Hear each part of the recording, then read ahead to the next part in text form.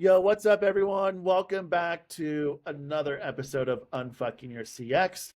I am your host, Zack Hamilton, but everyone knows that by now. What I have learned is what you care the most about is who is in the hot seat, what are they cringing about, and what are you going to learn today? And so I am so excited. This is a really a new connection for me on LinkedIn and this new conversation that's just been happening. So Ashutosh, welcome to the podcast, and more importantly, welcome to the hot seat. Thank you so much, Zach, for inviting me, and feels not so bad to be on the hot seat, if I may. Excited and all set?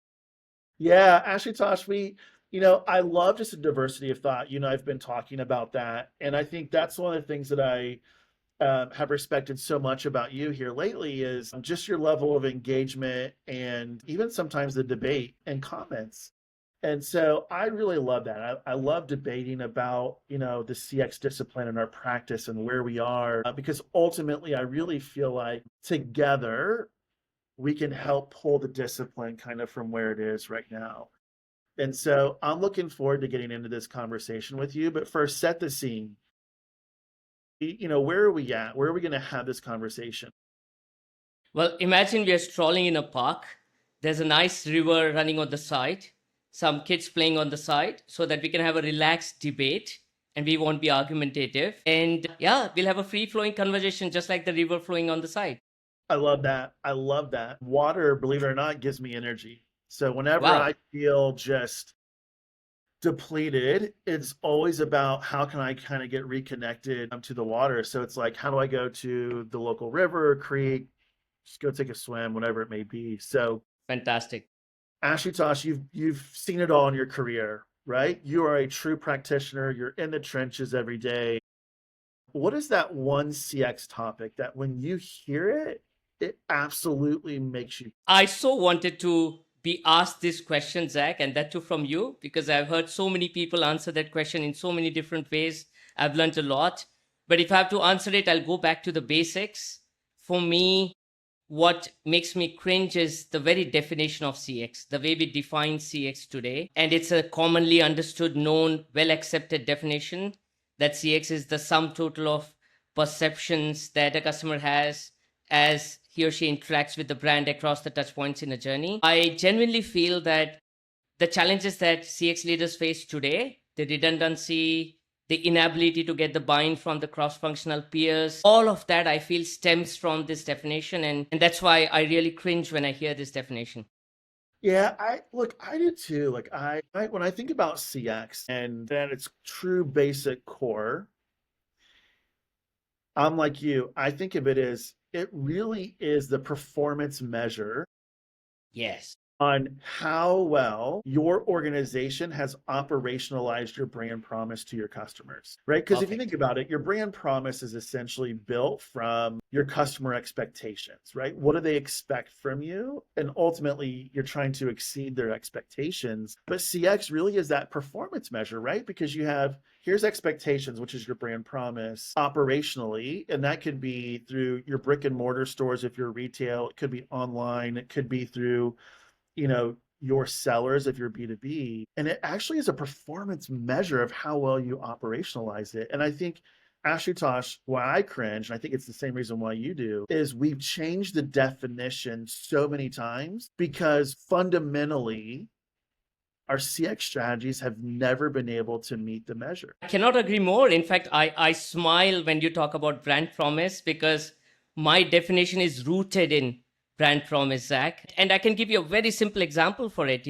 If you go to a doctor and say, I have fever, and if the doctor runs battery of tests on you and diagnostics and whatnot and comes back and says, hey, you have fever, or possibly, your fever measures 2 degree Fahrenheit more or less, what will you do with that information? Hardly anything, right? And that's what I see with CX leaders today when either they do a lot of score chasing with NPS, CSAT, CES. Now there's additional scores coming in, financial empowerment score and more. And I'm nothing against these scores. I respect, I understand, I use them quite frequently in my programs. But how do you use these scores towards which goal, towards what baseline? And that what is where the brand promise comes in. I truly feel that, towards what measure? Great CX, exceptional CX cannot be the answer. It needs to be, is the CX delivering to the brand promise that you have crafted?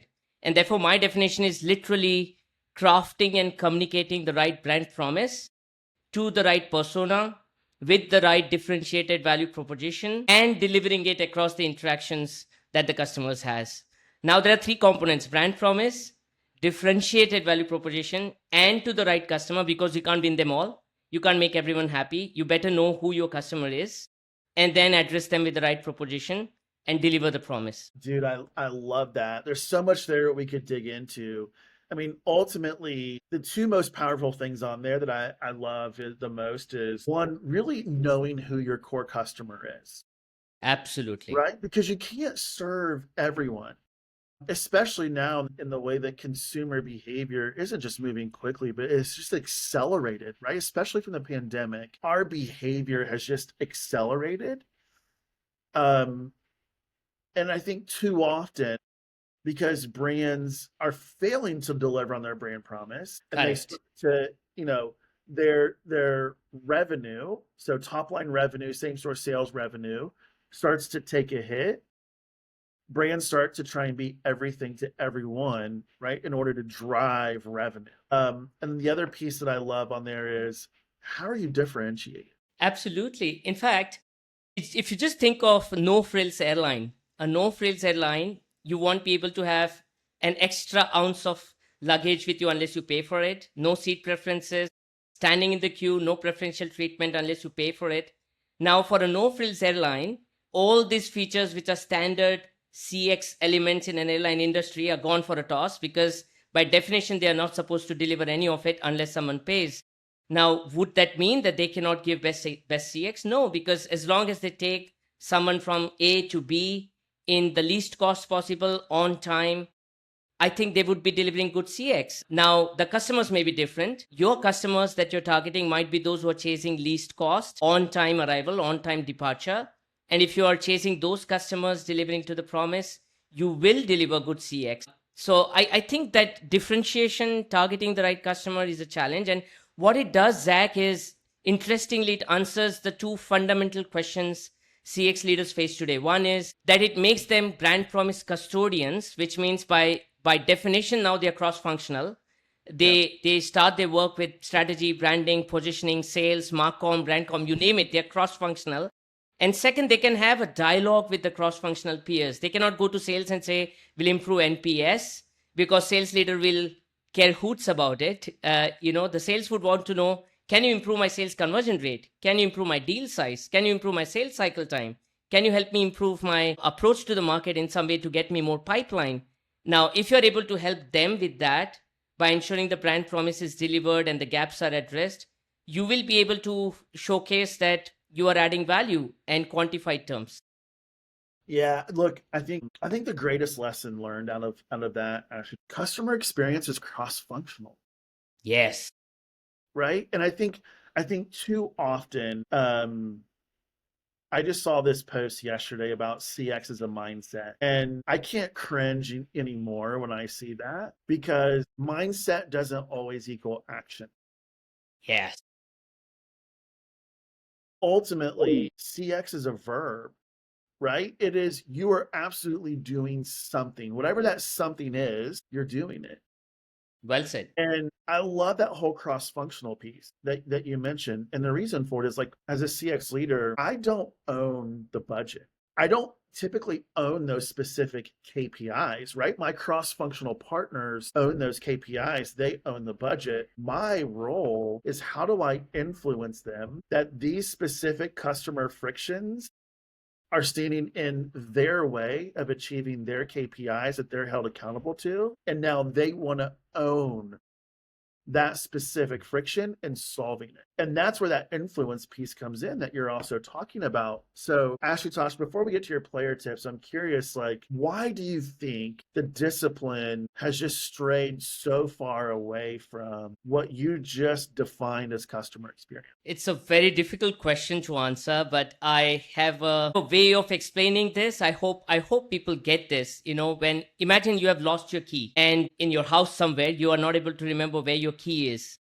Now, what would be the efficient way to find your key, right? One would say, I'll start searching in the hall, then I'll search in the bedroom, then I'll search in the second bedroom, probably in the kids' playroom. And, one by one, you'll cover the room. And wherever you don't find it, you move to the next room. That's one approach. The other approach is you will say, where do I last remember where the key was? And you prioritize that room first. You search in that room, possibly in the corner where you were, and then look into subsequent rooms one after the other. Now, the essential difference, what I'm getting at is, one is completely process oriented, stuck in a rut, saying, I'll do this, I'll do this, I'll do this, I'll do this, I'll find issues, I'll fix it. Towards what goal? Nobody knows. Towards what purpose? Nobody knows. And it'll always be score chasing. I'll get NPS score this. Now I'll raise it by 2 points, 3 points. But for what? In fact, I get asked by brands, and whenever they ask me, Ashutosh, can you help me improve help me improve our NPS score? I say no. Because I ask, why do you want to improve it in the first place? Now, the second approach is, for what metrics you are chasing improvements? Are you keen to improve drop-off rate in marketing, conversion rates in sales? Are you keen to improve retentions, acquisitions, referrals? What is the core that you're chasing?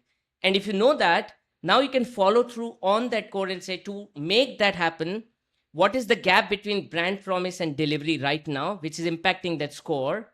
And once you get that gap, you can fix it. Now you're going prioritized rooms first. And I think that's just a process versus priority in some way. And I think that's where we are stuck. We are stuck in a process, hoping that we'll get there somewhere, sometime. Whereas the other is consciously chasing an outcome which we can demonstrate, quantify, and say, we have done it, now we need more. And that's a completely different approach. Yeah, that you're just so spot on. So if we think about this, right, how do we get back to the basics? Let's get to your player tips. What's player tip number one on how do you get back to the basic of your definition of customer experience and how CX leaders can really lead essentially that? So thank you for asking. I'll give you an example. This is a life insurance company based out of Philippines for which I did a transformation program. And what I started with is to first convince them that let's avoid the scores. Let's focus on the brand promise. Help me understand what your brand promise is. And we got to the basics and figured out it's truly digital, least human, hassle-free experience is what they wanted to drive. Now, once I had that point, I kind of broke that down into what are the functional promises coming out of that brand promise. For example, for marketing, it would be if I, as a customer, land on that insurance company's website, life and general insurance company's website, I should be able to figure out the policies quickly. I should be able to figure out what would be my policy value, what kind of policies are relevant for me. With basic inputs, I should be able to get a quote, and all of those should be quick to find. So that becomes a marketing promise.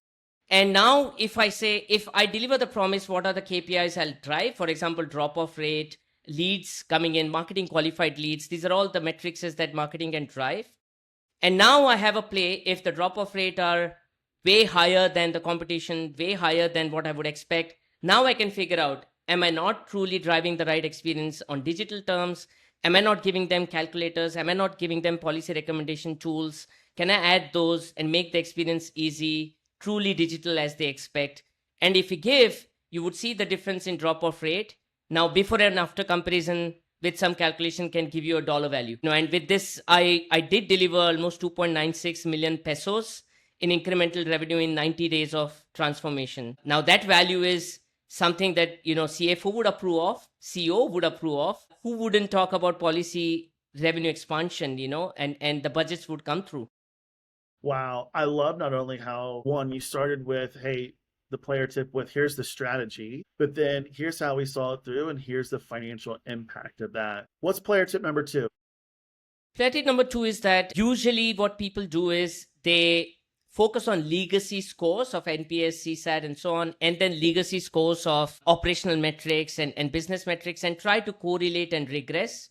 That's a great practice. I endorse that. I love that. I use that. But what I would definitely recommend is consciously choose the touch points where you want to ask the survey questions and get inputs. And within that as well, have a very clear understanding of which of the inputs can be solicited and what all can be done without solicitation. Because today in tech, we can get a lot of info without solicitation, and that's the rich input. And if we have the right focus, for example, in the earlier example I gave, the question could be about the website experience itself as a start, because that's the core that we are hitting, that's the metric we are chasing. Solicited, unsolicited inputs are all focused around that.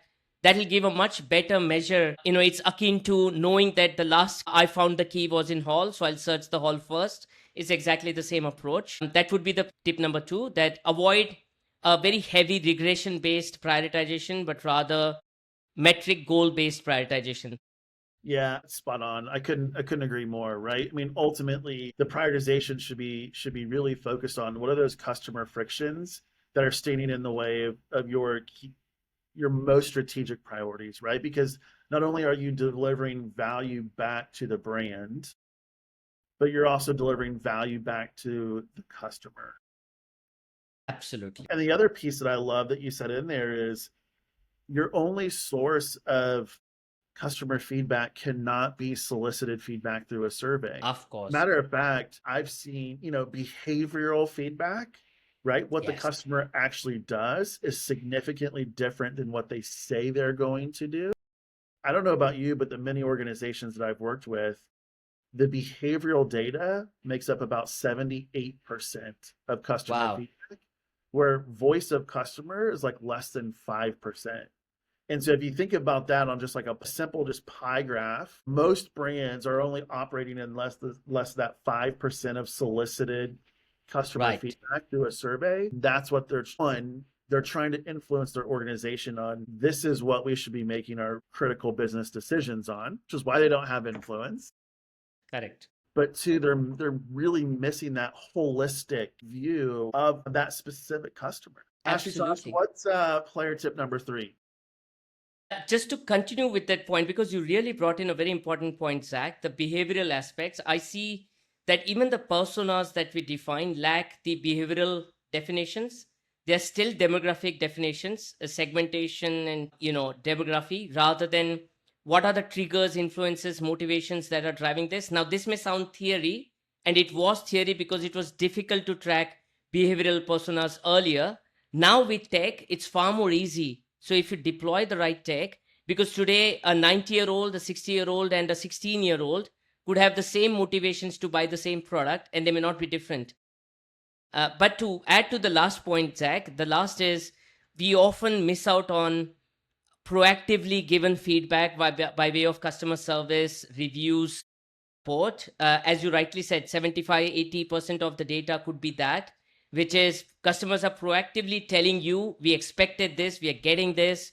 And instead of addressing that, we are proactively seeking solicited responses on open-ended questions, expecting to get some detailed inputs and text analytics and amazing insights coming in and telling us what the priorities are, when there are your existing customers telling you to fix issues. And this is an often ignored data point, which it's like fundamental ABC. Please, let's go back to that and fix it. Yeah, what's so interesting about this point is when I was at Aaron's, our cost of customer acquisition was pretty high, right? I mean, it was a couple $100 per customer. And so when you look at the marketing spend for customer acquisition, right? So if you looked at our CAC for one entire year, we actually did this comparison where we took our CAC and we compared it to the number of customer frictions that we prioritized, and we either redesigned or redeveloped or whatever that may be, rebuilt a policy, and we looked at what was the cost of that. So we added in like the dev costs and anything that we had to make an investment in. It was still less than our customer acquisition cost. So if you think about one, it is far greater. There's stats out there, right? It's far greater to retain a current customer and get them to spend more than to acquire a new customer. Well, what Absolutely. if you just took half of your CAC budget and invested that into reducing customer friction? What does Beautiful. customer lifetime value look like then? Beautiful. Beautiful. And such a simple math, right? Such a simple math. And it's like back of the page calculation that you can quickly work out and drive, but often missed out. So I cannot agree more. Yeah, Wonderful point. Well, Ashutosh, this has been a phenomenal conversation. I would love us to continue it, but I know our listeners, some of them really enjoy getting in touch with, practitioners like yourself in the hot seat. So, where can any of our listeners find you if they want to go deeper on any of these topics? No, thank you for asking. Well, I'm on LinkedIn, very actively on LinkedIn, Ashutosh Karandikar. You can search me and find me on LinkedIn and reach out to me. And I've also written a book, Beyond Customer Satisfaction, which is on Amazon and which specifically addresses the definition that I talked to you about and gives elaborate frameworks and tools, very practical that you can deploy.